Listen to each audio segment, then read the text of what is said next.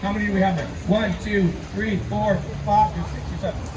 So of course you got an uneven number. Okay, if you've got a glove, who's got a glove? 1, 2, 3, 4. If you got a glove, come behind home plate. If you don't have a glove, stay in front of the mound. You guys want to spread out a little bit?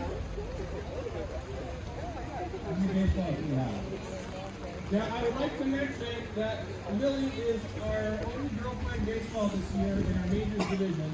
And I just want to remind everybody, sometimes genders say, oh, you're a girl, you're supposed to go play softball. And softball is a tremendous